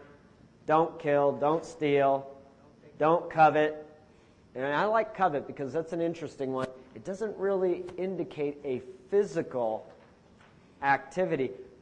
We were talking about the being of a creditor. When your intentions are not pure, when you're not coming from a loving space, that's what coveting is. He's literally regulating where you're coming from. And it's just an offer. That is very simple. 10. That's all there is. If you tried real hard, you might even be able to memorize them. It's the outline it's the offer for us to live in a peaceful community. Those 10 laws, those 10 covenants are given for us to follow to create a community. See, I don't actually subscribe to any religion. I think there's beauty and infinite wisdom in them all. But there's something clearly distinct between Western religion and Eastern religion. Eastern religion gives us self-awareness, consciousness. It explores those aspects and facets of life, which I believe are essential. But it is no big deal for a Hindu to say, I am God. Because they realize the Brahma, the one, the self, is God. It is at one with God. There is no separation. But we need something else beyond our own self-awareness. Those are where we begin. So it's like you begin with the concepts and the ideas of my own existence. Being right with myself, being aware, being conscious. That's Eastern religion.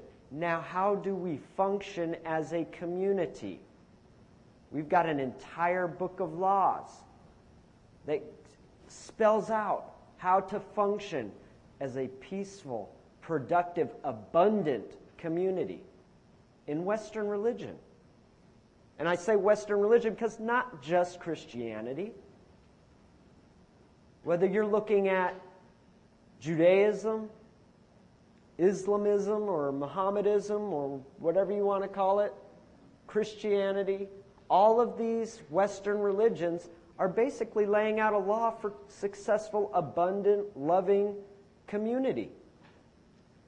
That's all it is. And really, those 10 simple laws are what all other laws are derived from. They all fall into those categories. I challenge you to come up with one that didn't fall into those categories. How many was there actually listed in Leviticus and Numbers? And it was like 612 laws? 13, I think. 613. But read them, because they all relate back to the 10. They're just subsets, getting more specific. Okay, well, clearly just giving you the 10 wasn't enough. You know, we had to break it down a little bit more, so that you could see that it's all it is an offer. Do you want an abundant community? Do you want a peaceful, loving community? There you go. 10 concepts and principles to live by, not an order, an offer. Because you have free will. The remedy for success for the offer is full acceptance and performance. And that offer is in terms of a commercial society, because everything in Scripture is a commercial book. It tells you how to live. Now that you brought sin into the world, this is the rule of commerce. And if you accept my offer and obey it, you will have a great life. And at Mount Sinai, Moses came down off the mountain with the 10 Commandments and said, God said to me to tell you, this is the offer. If you will agree to do everything that I have asked you to do, I will be your God and you will be my people and you will live life abundantly. And so the people said, everything that you have asked us to do, that we shall do. Now the problem was they made the promise. They never followed up with the actions. So how has the life of God's people worked in society? You say you're going to accept His offer, but you fail to perform on what you've agreed to do. The sons of Cain never agreed to begin with to accept the offer, but then they changed their mind. They understand this commercial law and they apply it in their life. And who is running the world right now? The sons of Cain or the sons of God? Sons of Cain, because they're following the law, at least as it is in this time frame under commerce. Isn't it a beautiful thing? Alrighty, so just something to consider, and as a committed team of creditors, we can embrace the principles and bring it to the world to create an abundant, loving community. It's very simple. And if we commit as a team to bringing this, and I don't mean enforcing your religion on someone else, because that's not what that's about at all.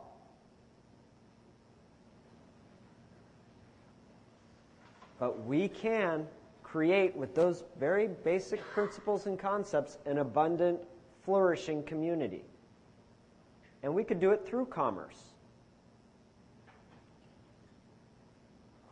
Okay, I don't think... Would you please do the last two The last two what? commandments, 9 and 10? Where did I leave off? Killing, stealing, Covet. covet. Oh, well, covet I think is actually the last one, isn't it? Probably bear false witness and adultery, right? Which is property law. So I think we got them all. So you got your, and see how first they create the traversal into commerce, and then you've got your statutes. Okay, here's the offer. You want to have a peaceful, loving, abundant community. Don't steal from each other. Don't kill each other. Don't take each other's property, right? The name of the vein comes in the traversal. I won't put that into the statute side. I divide it into 5 and 5.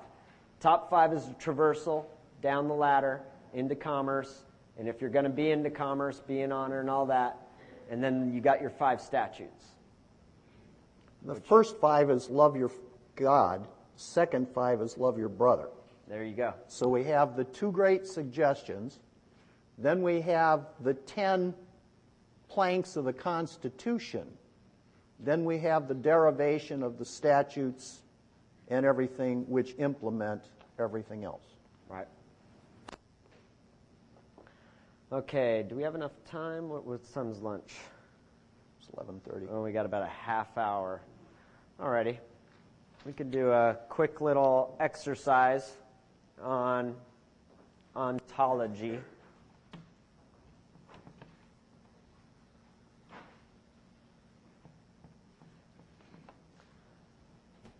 What are some of the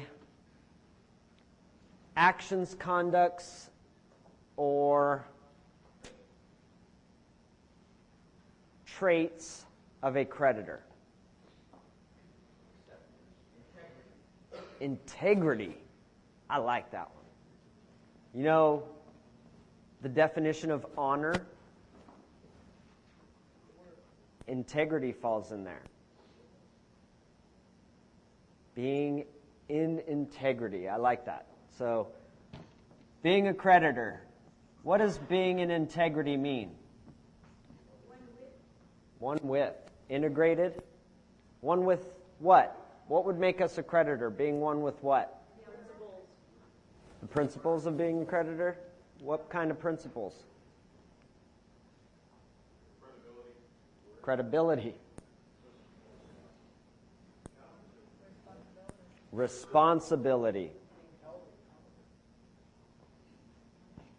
What is responsibility?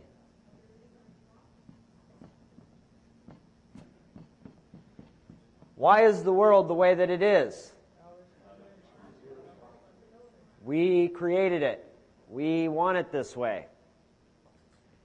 It's important that we take all these principles that we're here because we're creditors in commerce, right?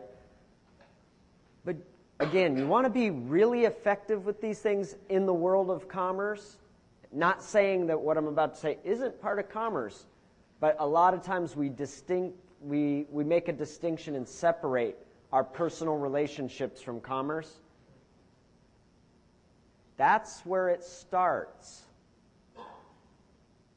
Taking responsibility for your relationships, being in honor in your relationships, honoring those who are in your life.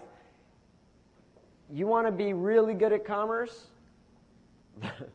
Learn not to react when your brother or your sister or your significant other calls you a name or tells you to do something, makes an offer, take out the trash.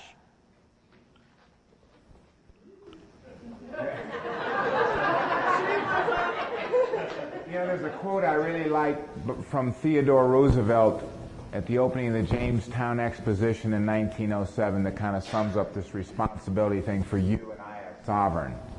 And he says thus: "We of this mighty Western Republic have to," and picture this being apropos today. This is over 100 years ago. And you still have a mighty Western Republic today, believe it or not. "We of this mighty Western Republic have to grapple with the dangers that spring from popular self-government tried on a scale incomparably vaster than ever before in the history of mankind, and from an abounding material prosperity greater also than anything which the world has hitherto seen. As regards the first set of dangers, it behooves us to remember that men can never escape being governed. Either they must govern themselves or they must submit to being governed by others. If from lawlessness or fickleness, from folly or self-indulgence, they refuse to govern themselves, then most assuredly, in the end, they will have to be governed from the outside. They can prevent the need of government from without only by showing they possess the power of government from within. A sovereign cannot make excuses for his failures.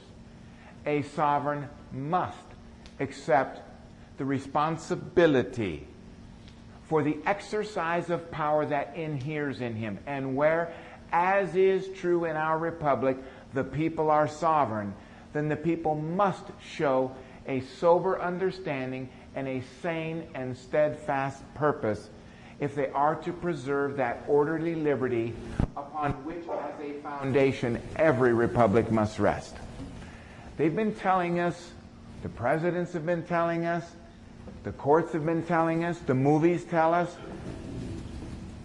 every man has two educations. One he receives from others, and one, more important, which he gives himself.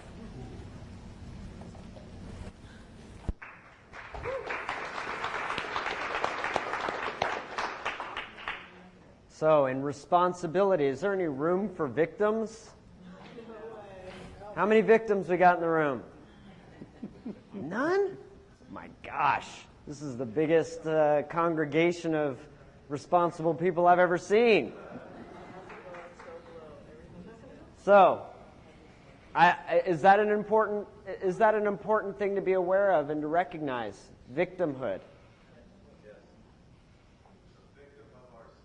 What's an indication of being a victim? Justification? Defending? Complaining. Complaining is a really good. What about blaming? It's the government's fault. It's the bank's fault. It's the mortgage broker's fault. That's what we're in this mess about. Yeah. Ain't my fault. It's the president's fault. Is there... They don't bring solutions. I was going to say, where's the solution in that? Yeah. You focus on the problem, guess what? You make the problem bigger. Remember Mother Teresa? The anti-war protesters approached her, will you march against war with us? She said no. Mother Teresa said no. She wouldn't march against war. Why not? Yeah, she's not going to take a position against something, but she'll take a position for something. She said, give me a call when you are marching for peace. It's funny because I've actually done something very similar to these kinds of workshops and trainings where I get to speak with lots of different people from lots of different places. And I've dealt with several people who are on the anti-war front, we'll say. Okay, they're advocates against war. And not many that I've had personal experiences with were not at war. Like personally, they were at war with people they didn't know. You should see how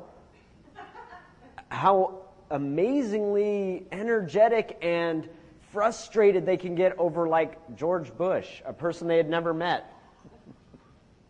Watch them turn red in the face, yell and scream. I'm like, you're against war? Are you sure? But it's those things that you recognize and you see out in the world, those things that you have a problem with, those are always the reflections from inside. Like we did an exercise in one of our first classes. I had people raise their hand, tell me what's wrong with the world. And some people are like, oh, homelessness. Okay, let's take a look at homelessness. Where in your life are you coming from scarcity? Because that's why you recognize homelessness and hunger. I'm not saying there's nothing wrong with it. I'm not going to make a judgment on it, whether it's right or wrong, good or bad. But why are you recognizing it? There's something in you that's reflected in homelessness. There's something in you that's reflected in war. It's funny, when I was at the most warlike in my own, inside of myself, is when I was the most against war in the world. I'm not, again, I'm not going to take a position on it one way or another now, whether it's good, bad, evil. It is what it is. It's war. But when I had the biggest war going inside me is when I had the biggest problem with the war in the world. Realize, is it possible that if we extinguish the war between us and inside of us, that we can extinguish the war in the world?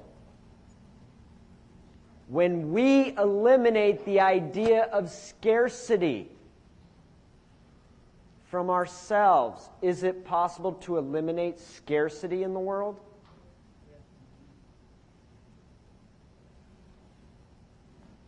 So a lot of this idea of being a creditor is going to come from really not just understanding, writing these down in your book. Okay, be responsible. Don't be a victim. Be accountable, right? You got to live this. And no better place to practice than in your personal life. How many people have called me on the phone and asked Brandon, and I answered, what is this regarding? No one in here? Okay. Lots of people call me all the time. I figured at least one of you probably had. And I do it with every phone call. Not with the people I know. Like my brother calls, I go, yeah, what do you want? But in your personal relationships, it's an almost automatic to react. Like the girlfriend or the wife, where you take out the trash. It gets on your nerve a little bit. You're telling me what to do. Don't tell me what to do. But we can honor that request and create conditional acceptance. We can create a compromise. We can create a solution. What if you're, the man sitting on the couch watching his ESPN? May not be the best time for him to take out the trash. But he can do a conditional acceptance. I'll do it as soon as Sports Center is over. Would that be all right? Oh, finish up with the question. Really be a creditor. You start to create peace on the personal, family level, and it'll be so much easier when you walk into a court. Because if somebody in your life, in your family, comes at you berating you, and you can stand there, not take it personally, and ask a question after the barrage of accusations and put-downs and whatever else has come at you, well, then you're going to do pretty good in front of a judge. Because it's harder to keep your composure with the people you know. That's a true test. Keep your composure with your significant other you've been with for 20 years, where it's automatic, leave me alone. It's easy to yell at them because you've been doing it for 20 years. But practice that. Practice doing the contract, doing the conditional acceptance. Door 2, door 1, right? It's interesting. I had the biggest lesson of my life, and it's funny. I just came to this realization like a couple weeks ago. I like to be at peace as a general rule for most of my life. And I was married at one time. And when I was married, I had a very opinionated wife. I had no problem with that. And when she would go on about her opinions, I just would stay silent. I knew not to oppose her opinions because of where it usually led. I didn't want to go down that road, so I'm just going to sit there and, take it in. I don't have to agree, but I don't have to oppose it, right? And on several occasions, she'd be opinionating herself with someone else, and then she'd bring me into it. He agrees? I'm like, well, I didn't agree. But I was silent. My silence was agreement. I didn't realize this till a couple weeks ago. I'm like, oh my God, she was going off the maxims of law. She's all, well, you were silent, you acquiesced. So I'm like, oh man, what a quandary, you know? It's like, I don't want to argue with her. I don't want to be in agreement so that I get brought in when she starts opinionating herself with other people. But I got to start conditionally accepting or something.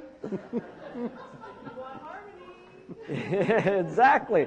So it was a lesson for me, and it was funny because it just dawned on me. I'm like, oh well, maybe we didn't need to get divorced. You know, maybe we could have worked it out. I just shouldn't have stayed silent all the time. You know. So it's again, that's the true test. You know, oh man, my kids, they really push my buttons in contract. You know, because you automatically just do it. Don't question me. But it puts you in a place where, okay, let's create honor, let's create agreement, let's not be in dishonor. And doing that in your personal life will be the best practice for you. Because then you'll be able to take it into the world and it'll work for you. It'll be ingrained. You'll be training yourself to be a creditor. That is the ontology, the being. You need to go home and do this with the people in your life, because if you're not doing it and doing it and doing it, Tiger Woods didn't get where he's at in golf by just sitting on the couch thinking about it, by writing it into a notebook or typing it into his computer. He had to do it over and over and over and over again until it was ingrained, until it became second nature to conditionally accept. Right? Would you agree? I agree. You know, on this, when he's talking about practicing, it happens that you can do it in everyday life. And it's important to commence it in everyday life in all that you do with everybody you deal with. I was at the bank the other day, and I write on the back of my checks, deposited for credit or exchange for non-redeemable Federal Reserve notes. And I've been doing this for a long time. And this time, while I'm on the phone and the teller is handling the business, pretty soon I have 3 gals in front and they're conversing over my check. I said, I think I better go. I might have a problem here. So I said, is there a problem, ladies? They go, well, why did you write this stuff on the back of your check? I said, is there something wrong with it? They go, no, we just want to know why you did it. I said, well, what else am I doing if I'm not exchanging it for credit or Federal Reserve notes? You see questions? Questions? And I said, have a nice day, ladies. They know who's in control. I'm going through the border check between California and Arizona the other day. Sometimes they ask you and sometimes they don't. The guy says, where are you coming from? I just came down the freeway. Back there. Got an Arizona plate on the car. Where am I coming from? That's an interesting question. I says, why do you want to know? Because I really want to know why he wants to know. I'm not being a smart ass. I'm treating him with a lot of respect. Why do you want to know? He said, well, I just want to know if you have some fruit. Why didn't he ask me if I had fruit then, if that's what he wanted to know? Maybe that isn't what he wanted to know. I said, would it be all right if I told you I didn't have any fruit?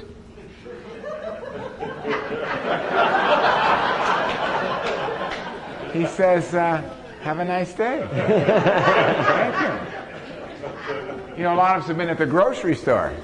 Your zip code, please, or your address or something. Why are you allowing yourself to be deposed? He's right. You practice it with everything. I tell some of my students, practice it with your friends. Hi, John, what's up? What do you want to know for? Just practice it. It's okay. And with some of you students that interact among each other, it'll be kind of animating because you can start coming back. You're reprogramming your hard drive, ladies and gentlemen. You have got to quit answering questions. You must quit just doing it. That doesn't mean you're going to do it with your family and friends.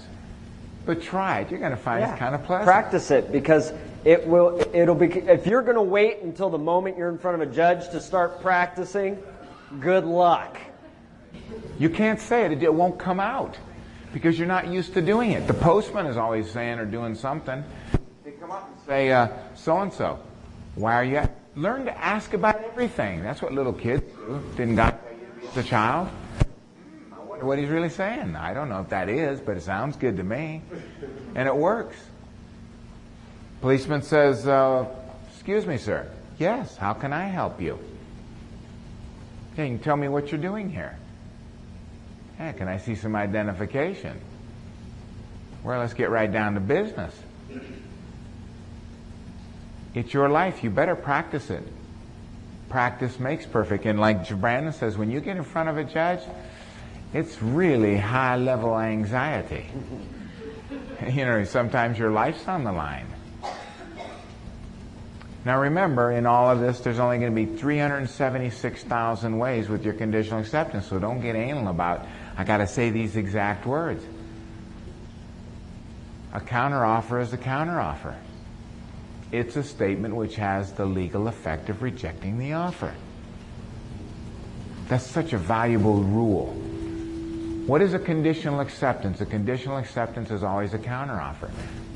A counteroffer is a statement by the offeree which has the legal effect of rejecting the offer and proposing a new offer to the offeror, giving them the honor of acceptance. And that judge over here, he's going to look and see who's in honor, because that's what merit is. Do you deserve a reward? Can you conduct yourself as a sovereign? Kind of like, it's interesting. Underneath that Teddy Roosevelt comment in the Cracking the Code 3rd edition from 2001 is a quote from Yick Wo versus Hopkins, a Supreme Court case. Sovereignty itself is, of course, not subject to law, for it is the author and source of law. Law? Sovereignty itself is, of course, not subject to contract, for it is the author and source of contract. Maybe I better start substituting that word to get a better understanding. Back to you, Brandon. I have an interesting story about conditional acceptance. And this is after I had a conversation with someone I've been friends with for years. He doesn't know anything about commerce or anything like that, but he's now become intrigued by it.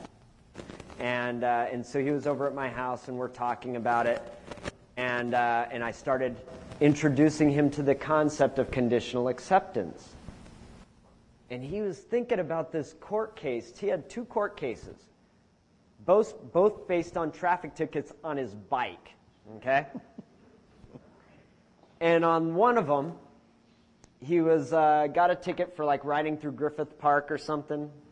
And he walks into the court, and the officer comes in and everything, and he says something to the effect of, he goes, well, Your Honor, I want to pay. He's all, if the officer can tell me that what shirt I was wearing that day. Now, I'm not saying this is a strategy anyone should use. I can't believe this worked for him, but he wasn't doing. But look at that. The word if makes it a conditional acceptance. He said, if he can tell me what I was wearing that day to, make sure that that was indeed me, then I'll be more than happy to pay it. Judge looks over at the officer. What was he wearing? What color was his shirt? Officer, I don't know. Judge goes, case dismissed. Another time he was riding his bike, and he was coming around the corner, and I guess he veered out towards, he was coming around a corner quite fast. He rides, the 10-speed bikes, and he rides them real fast. He's coming down a hill, and he, kind of swerves out as he's coming around the corner. And there was a cop sitting on the opposite side of the street who got startled as he came around the corner. Cop jumps on his bike, goes after him, pulls him over, and gets him for crossing the double yellow line.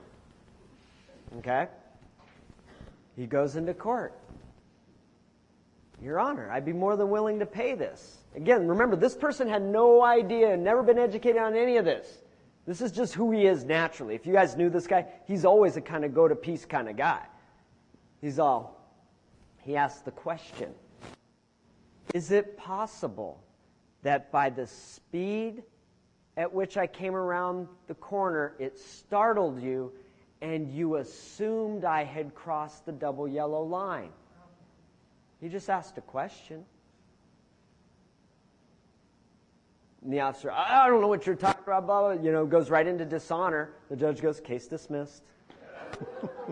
Again, this person had no understanding or knowledge of any of the things we're talking about. His natural come from is to go to peace. You guys know him, by the way. AB, his initials. Never mind.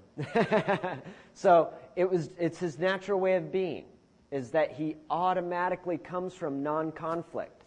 He automatically comes from conditional acceptance. That's just who he is naturally. And because he's been so committed to living this way for so many years, that it just kind of, it's how he works. So when I started telling him about conditional acceptance, he caught right on. So I get that. Because it's what he does. When his significant others want to argue with him, he takes a step back and asks questions. Not because he's ever been to he's never seen Winston, he's never seen any of this. It's because that's who he is naturally.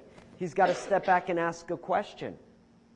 Is this really about me and what I've done? Or is it just your reaction to something I've done? Let's talk about that. I'm more than willing to correct my action. I'm more than willing to work with you on this. But he doesn't argue. He doesn't fight. It's just natural for him to go, let's find a solution together. Brandon? Yeah. When Gordon was dealing with settling his case with regard to probation, he and I were discussing procedures and stuff a lot. And when it comes to procedural concepts, like the judge will start the case, he'll name the case, and he will say, Gordon Hall, are you in the court? And if Gordon stands up, he would say, are you Gordon Hall? Your response could be, would it be okay, Your Honor, if I gave you my name? Because then what is the judge going to say? Well, hell no, I don't want your name. Just answer my question. He would be in dishonor. You are always taken away the kingship from the party who's just there to be the mediator to resolve it, so that you're not becoming a ward of the court, so to speak, as the debtor being deposed, but you're not being that smart-alecky or anything either. The judge might then say, well, Mr. Hall, if you would please come on in and sit down at the defendant's table. Well, Your Honor, would it be okay if I came in and sat at that table then? Everything you're doing, you're mirror imaging him, but you're still coming in the position of the creditor. Or would it be okay, Your Honor, if I came in as the authorized representative, and would it be all right, would I waive no right if I sat at the defendant's table? You can always maintain whatever your position is going to be, so that contractually you're not accepting the position of being the debtor in the particular case, but you're not that confrontational either. It's procedural. Yeah. And notice that each step that he's talking about there, he's the as king, right? In the capacity of king by asking the question and deposing the other party. So it's...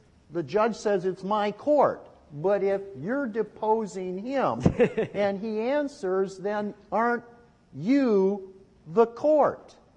And if we are the sovereign, aren't we there in that room as the court, not the judge, to settle the matter?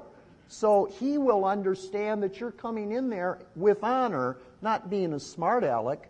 At least if you follow through, it helps solve the case.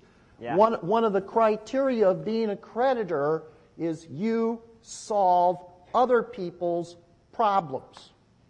You're not there to solve your problem. You're there to solve their problem. That's what you have to do. If you're there to solve your problem.